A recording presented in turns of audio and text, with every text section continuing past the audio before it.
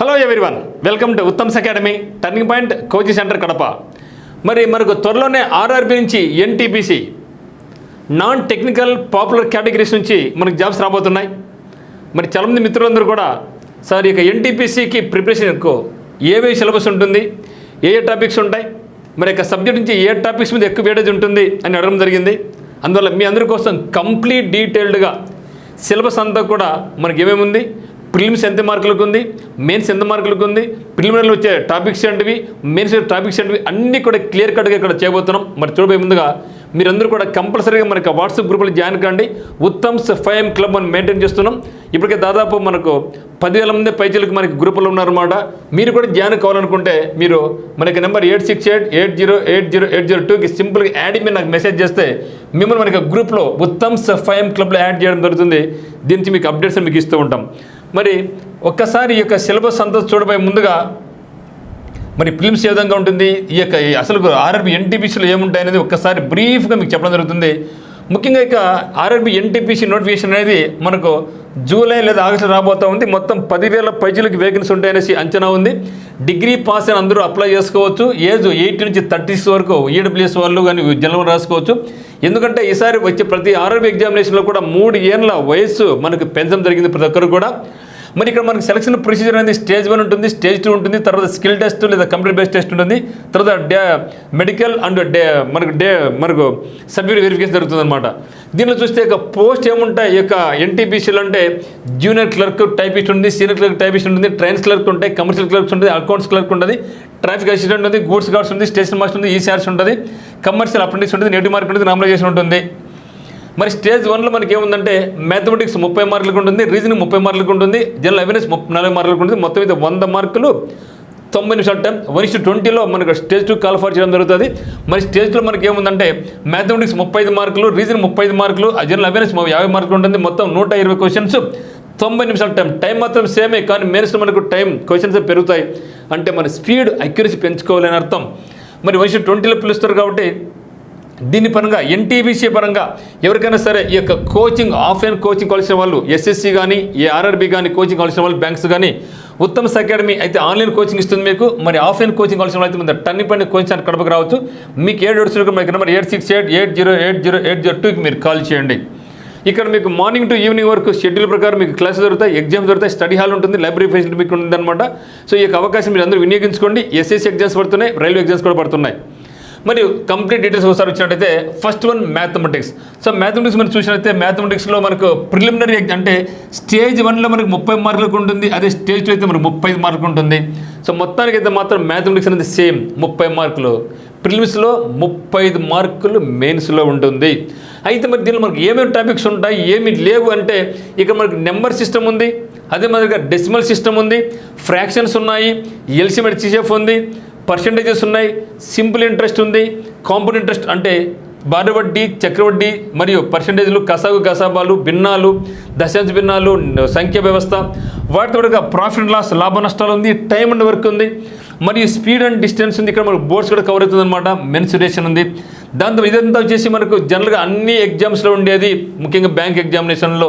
అయితే ఇక railway and SS ఎగ్జామినేషన్స్లో మనకు డిఫరెంట్గా ఇవి మనకు ప్యూర్ మ్యాథ్స్ కింద ఇవ్వడం జరుగుతుందన్నమాట. అవి ఏంటివంటే ఆల్జిబ్రా ఒకటి, ట్రిగనామెట్రీ ఒకటి, జామెట్రీ ఒకటి, మరి స్టాటిస్టిక్స్. ఇవి మన బ్యాంక్స్తో పాటుగా అంటే బ్యాంక్స్లో ఏమైతే సిలబస్ ఉందో దాంతో పాటుగా మనం అడిషనల్ చదవబోయేటటువంటి algebra, trigonometry, geometry and statistics. అయితే ఇవి కాకుండా ఇక్కడ చూసినట్టు మనకి యావరేజ్ లేదు, ఏజెస్ లేదు, ప్రాబిలిటీ లేదు. ఇవి రావు అంటే అప్పుడు ఎందుకు చెప్పడం జరిగింది, ఇచ్చిన తర్వాత చివరిలో ఈ టీసెంట్ పెట్టింది అంటే ఇంకా ఉంది అని చెప్పడం జరిగింది. మేబీ అక్కడ మనకి ఏజెస్ అడిగే అవకాశం ఉంది, యావరేజ్ క్వశ్చన్స్ అడిగే అవకాశం ఉంది, మరియు ప్రాబిలిటీ మీద కూడా క్వశ్చన్స్ అడిగే అవకాశం ఉంది. ఇవి మనకి సిలబస్ ఇవ్వలేనంత మాత్రాన ఇవ్వరని కాదు, ఇచ్చే ఖచ్చితంగా ఇవి కాకుండా ఎక్స్ట్రా కూడా అడిగే అవకాశం ఉంది. మీరు గమనించండి, ఇది ఓన్లీ స్కెల్టన్ మాత్రమే. ఇవి మేము అడగబోయే టైప్ అంటున్నారు తప్పితే ఏ క్వశ్చన్ అయినా సరే ఏ చాప్టర్ నుంచి అయినా సరే అడిగే అవకాశం ఉంది. మీరు ఈ సిలబస్ నాకు ఇది ఇవ్వలేదు కదా, మీరు ఇచ్చినారు తూచి నేను ఒప్పుకోను అంటే కుదరదు. వాళ్ళు ఏమి ఇచ్చి మనకు చేయాల్సిందే, వేరే ఆప్షన్ మనకు లేదు మిత్రమా. నాకు కమిటీ 2 వచ్చినట్టయితే మనకు జనరల్ ఇంటెలిజెన్స్ అండ్ రీజనింగ్ ఉంది. ఇక్కడ కూడా మనకు స్టేజ్ 1లో మనకు 30 మార్కులు ఉంటుంది, స్టేజ్ 2లో 35 మార్కులు ఉంటుంది. సేమ్ మనకు మ్యాథమెటిక్స్ ఏ విధంగా అయితే ఉంటుందో రీజనింగ్ కూడా అదే పద్ధతిలో ఉంటుంది. 30 మార్కులు స్టేజ్ 1 ఉంటే 35 మార్కులు మనకు స్టేజ్ 2లో ఉంటుంది. అయితే మరి ఇక జనరల్ ఇంటెలిజెన్స్ అండ్ రీజనింగ్లో చూస్తే మనకు కోడింగ్ అండ్ డీకోడింగ్ ఉంటుంది, మరియు సిరీస్ ఉంటుంది. ఇక సిరీస్ మన 2 రకాలు ఉంటుంది, number series, letter series. Letter series అంటే ఆల్ఫాబెటికల్ సిరీస్ అనమాట. తర్వాత అనాలజీస్ ఉంటుంది, క్లాసిఫికేషన్స్ కూడా ఉంటుంది, మరియు మ్యాథమెటికల్ ఆపరేషన్స్ ఉంటుంది, డైరెక్షన్స్ ఉంటుంది, బ్లడ్ రిలేషన్స్ ఉంటుంది. కంపేర్ టు బ్యాంక్ ఎగ్జామినేషన్స్ ఇది చాలా ఈజీగా ఉంటుంది. ఇదే సిలబస్ మనకి ఎస్ఎస్సిలో కూడా ఉంది. సో కాబట్టి మనకు coding, decoding, series, analogy, classification, mathematical operations, directions, blood relations ఇవన్నీ కూడా మనకు చాలా ఈజీగా ఉంటాయి. మరి కొంచెం లెవెల్ పెంచుతున్నాడు ఇక్కడ. నెక్స్ట్ వచ్చేసి అనలిటికల్ రీజనింగ్ ఉంటుంది. సో ఇక్కడ థింకింగ్ చేసే విధానంగా అనలిటికల్ విధంగా ఆర్గ్యుమెంట్స్ అని, అజంప్షన్స్ అని ఇవన్నీ కూడా మనకు ఉంటాయి. సో దాంతో సిలాజిజం ఉంటుంది. సో సిలాజిజం మనకు స్టేట్మెంట్స్ అండ్ కన్క్లూజన్స్ రూపంలో ఉంటుంది. మరి స్టేట్మెంట్ అండ్ కన్క్లూజన్స్ అయితేనేమి, statements and course of actions అయితేనేమి ఉంటుంది. తర్వాత డెసిషన్ మేకింగ్ కూడా ఉంటుంది. మరి పజిల్స్ ఉంటాయి, సీటింగ్ అరేంజ్మెంట్ కూడా ఉంటుంది. ఇవ్వలేదని మీరు లేదనుకోవద్దండి. సో పజిల్స్ మనకి ఇది కూడా వస్తుంది, సీటింగ్ అరేంజ్మెంట్ కూడా రావడం జరుగుతుంది. మరియు డేటా సఫిషియన్సీ ఇవన్నీ కూడా అనలిటికల్ లేదా క్రిటికల్ రీజనింగ్ కింద మనకు వచ్చే విభాగాలు. మరియు వెన్ డయాగ్రామ్ కూడా ఇవ్వడం జరిగింది, జంబ్లింగ్ ఉంది, మ్యాప్స్ ఉంది, ఇంటర్ప్రిటేషన్, డేటా ఇంటర్ప్రిటేషన్ ఉంది. ఇవి మనకి ఇచ్చినటువంటి సిలబస్. మరి మీరు గమనించినట్లయితే ఇక్కడ కొన్ని టాపిక్స్ దీంట్లో అందులేదు. డైస్ లేదు, క్యాలెండర్ లేదు, ఉన్నాయా? ఓకే, లేదు కదా. మరియు మిస్సింగ్ ఫిగర్ లేదు, ఎమిడీ ఫిగర్ లేదు, మిర్రర్ ఇమేజ్ లేదు. ఇవన్నీ రావంటే ఖచ్చితంగా వచ్చి తీరతాయి. కౌంటింగ్ ఫిగర్స్ ఇవి లేనంత మాత్రం లేవు. ఇక్కడ లేనటువంటివి కౌంటింగ్ ఫిగర్స్ కావచ్చు, ఓకేనా. తర్వాత మిస్సింగ్ నెంబర్స్ కావచ్చు, డైస్ కావచ్చు, క్యాలెండర్ కావచ్చు, క్లాక్స్ కావచ్చు. ఇవ్వలేదనేసి మీరు రావేమనుకోద్దండి. అవి కూడా గత ఎగ్జామ్స్ పరిశీలన చేస్తే అవి కూడా ఉన్నాయి. మరి ఎందుకు ఇవ్వలేదంటే అందుకని చివరి చెప్పిన ఎక్సెట్రా అన్నాడు మిత్రమా. ఎక్సెట్రా అంటే ఇది ఇస్తున్నాం, ఇంకా మిగతా ఏరియాస్లో కూడా మేము ఇచ్చే అవకాశం ఉంది అని అర్థం. కాబట్టి ఇవి వాళ్ళు ఇచ్చినటువంటివి, లేనటువంటివి అవి కూడా మనకు ఎగ్జామినేషన్లో అడిగే అవకాశం ఉంది.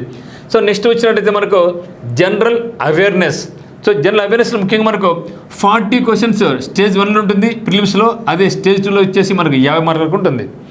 సో 40 మార్క్స్ మనకు ప్రిలిమ్స్ స్టేజ్ 1 ఉంటే 50 మార్క్స్ మనకు స్టేజ్ 2లో ఉంటుంది.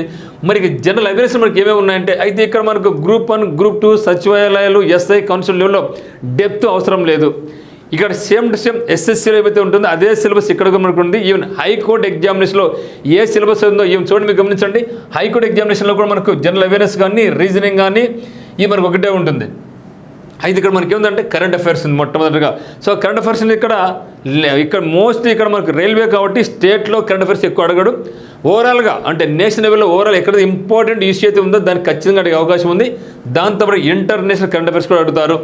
మరియు స్పోర్ట్స్ అండ్ గేమ్స్ ఉంది, ఆర్ట్ అండ్ కల్చర్ ఉంది, ఇండియన్ లిటరేచర్ ఉంది, ప్లేసెస్ ఇన్ ఇండియా ఉంది, జనరల్ సైన్స్ అంటే ఇక్కడ మనకు అప్ టు 10th స్టాండర్డ్ వరకు సిబిఎస్ఈ అని చెప్పిన జరుగుతుంది మిత్రమా.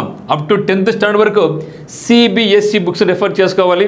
ఇక్కడ ముఖ్యంగా ఫిజిక్స్, కెమిస్ట్రీ, బాటనీ, జువాలజీ ఉంటుంది. అదేవిధంగా హిస్టరీ ఉంది, జాగ్రఫీ ఉంది. హిస్టరీ చూసినట్టు మనకు ఫ్రీడమ్ స్ట్రగుల్ కూడా దీంట్లో మనకు వస్తుంది. ఓకే, ఫ్రీడమ్ స్ట్రగుల్ కూడా మనకు స్పెషల్గా చదవాల్సి ఉంటుంది అనమాట. తర్వాత పాలిటీ, తర్వాత ఎకనామిక్స్ ఉంది, సైన్స్ అండ్ టెక్నాలజీ ఉంది, స్పేస్ అండ్ న్యూక్లియర్ ప్రోగ్రామ్ ఉంది, యుఎన్ఓ యొక్క సంస్థలు, ఇంపార్టెంట్ ఆర్గనైజేషన్ కూడా సార్క్ అంట, ఓకే, క్వాడ్, ఇవన్నీ కూడా మళ్ళీ ఇక్కడ మనకి వచ్చే ఇంపార్టెంట్ ఆర్గనైజేషన్ ఇవన్నీ కూడా వస్తాయన్నమాట. ఏషియన్ అని. ఎన్విరాన్మెంటల్ ఇష్యూస్ వస్తుంది, ఎన్విరాన్మెంట్ ప్రాబ్లమ్స్ అయితే ఎందుకంటే ఇటీవల కాలంలో ఎన్విరాన్మెంట్ మీద చాలా ఎగ్జామ్స్ అడగడం జరుగుతుంది కాబట్టి ఎన్విరాన్మెంట్ ఇష్యూస్ ఉంది. Basic computers. సో కంపల్సరీగా ఇక రైల్వే ఎగ్జామ్స్లో 2 క్వశ్చన్స్ అయితే డెఫినెట్గా మనకు 1-2 క్వశ్చన్స్ అయితే మనకి కంప్యూటర్స్ బేసిక్స్ మీద మనకు అడుగుతున్నారు అనమాట. మరి అబ్రివేషన్స్ మీద క్వశ్చన్స్ ఉన్నాయి. ట్రాన్స్పోర్ట్ సిస్టమ్ ఇన్ ఇండియా ఉంది. మరి ఫేమస్ పర్సనాలిటీస్ ఇన్ ఇండియా కావచ్చు, వరల్డ్ కావచ్చు. సో ఫేమస్ పర్సనాలిటీస్ మీద మనకు కంపల్సరీ క్వశ్చన్ నేర్చుకోవాలి. స్టాండర్డ్ అయితేనేమి, కరెంట్ అఫైర్స్ ఇష్యూస్ అయితేనేమి, ఫేమస్ పర్సన్స్ అయితే మనం నేర్చుకోవాల్సి ఉంటుంది. మరి government programmes, central government programmes, schemes, వాటితో పాటుగా ఆంధ్రప్రదేశ్ కానీ, తెలంగాణ కానీ, కర్ణాటకలో కానీ ప్రవేశపెట్టినటువంటి కొత్త స్కీమ్స్ ఎవరైనా సరే హైలైట్ అయి ఉంటాయి ఇటీవల కాలంలో. ఆ యొక్క స్కీమ్స్ కూడా మనం నేర్చుకోవాల్సి ఉంటుంది. మరియు ఫ్లోరా అండ్ ఫోనా అంటే జంతు మరియు వృక్షజాలం గురించి, ఎందుకంటే ఎన్విరాన్మెంటల్ ఇష్యూస్లో ఇవి స్పెషల్గా మనం చేయాల్సి ఉంటుంది. సో ఫ్లోరా అండ్ ఫోనా, జంతుజాలం అయితేనేమి, వృక్షజాలం గురించి కూడా మనం నేర్చుకోవాల్సి ఉంటుంది.